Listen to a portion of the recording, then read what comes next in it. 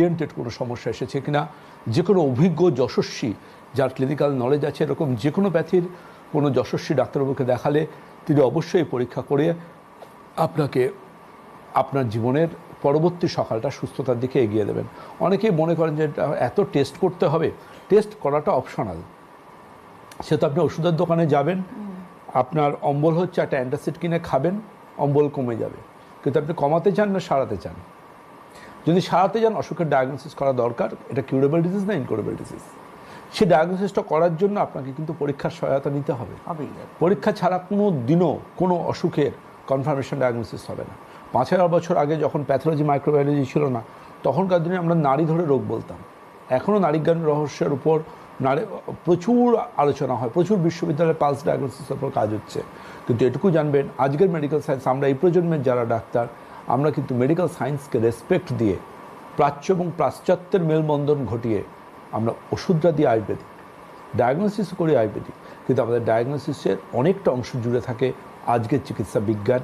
কারণ আমরা আয়ুর্বেদিক চিকিৎসকরা কিন্তু আজকের এই প্রতিদিন নিজেদের আপডেট করি আধুনিক চিকিৎসা বিজ্ঞানের তালে তাল মিলিয়ে।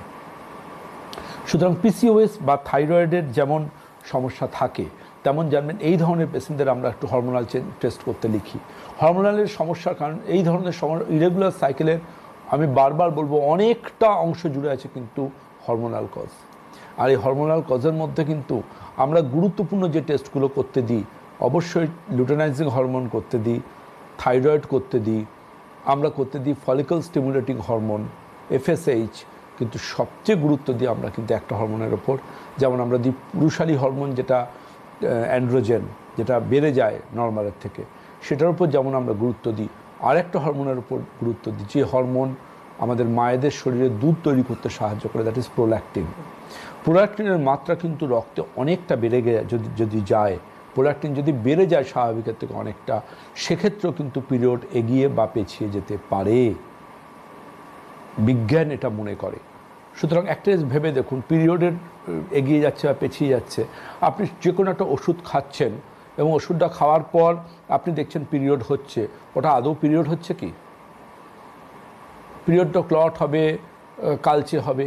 আপনি লক্ষ্য করে দেখুন যে ওষুধটাকে 21 দিন বা 24 দিন খেতে হচ্ছে। ওষুধটা খাওয়ার পর কি হাত পা কেটে গেলে একটা যেমন ব্লাড বেরোয় সেরকম ফ্রেশ ব্লাড বেরোচ্ছে?